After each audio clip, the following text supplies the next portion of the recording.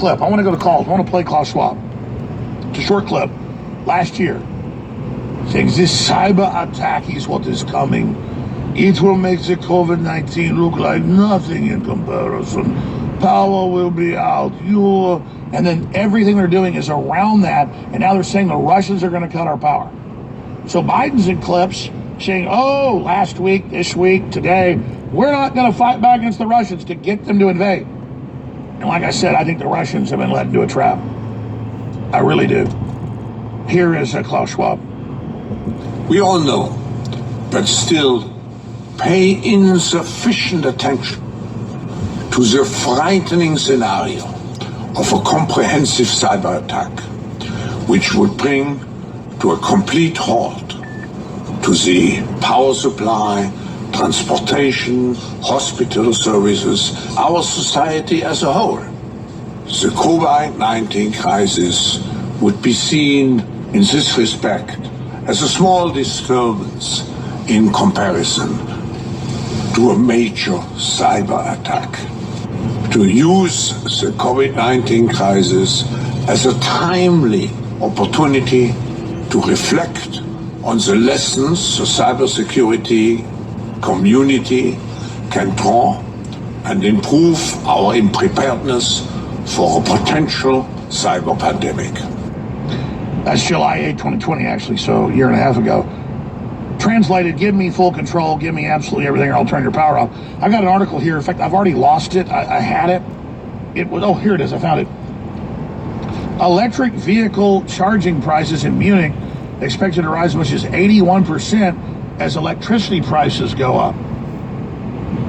Because your electricity comes from fossil fuels. But oh, you're so avant-garde with an electrical vehicle when on average half the power is lost from the generation station to the battery, and it takes more carbon to build the car. Even if you believe all that, it's unbelievable how people just buy into this idiocy. All right, let's go to Larissa in Virginia. Larissa, thank you for calling and holding her on the air. Hi, Alex. It's the first time I'm talking to you. I just called before. Thank you so much for giving me the opportunity to speak on your platform. I just want to express my own opinion, so some people maybe disagree, even most politic people. Oh, but that's okay. You're allowed to have your free speech. I don't know what you're about to say. Go ahead and say it.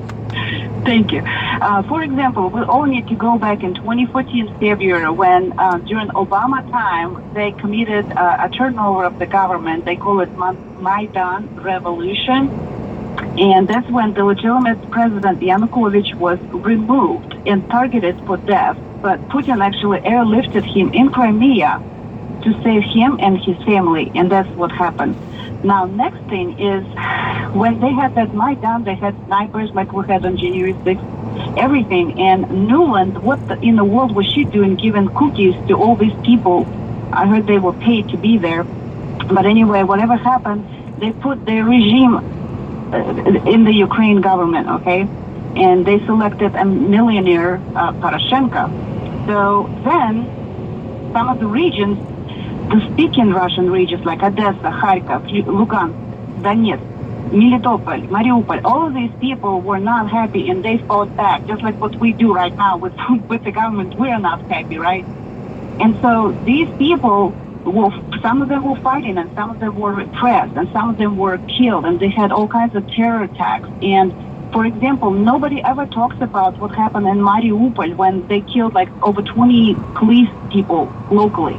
Nobody wants to talk about Odessa when that was actually May 2nd when they burned people alive. That was a major genocide and nobody is prosecuted. Nobody is looking for those people. They burned. They claim officially 48 people alive in that building. It's called Prosoyuz building. So the only two regions that were able to stand this aggression were Lugansk and Donetsk because they had a little time and they had more patriotism ongoing. And so, let's see. Sure, it's on record. There was a NATO-backed coup over the country and people are pissed off. Well, yeah, especially people were fighting back. They did not want that. They did not want that government. They knew what's coming because I know I was there. I have Ukrainian passport myself, and I was at the time when I come to Kiev, for example, they look at me, so I better say I'm American and not just say that I'm actually Russian. So, but anyway, they do not, the genocide is going on there for years. That war with Lugansk and Donetsk for 8 years.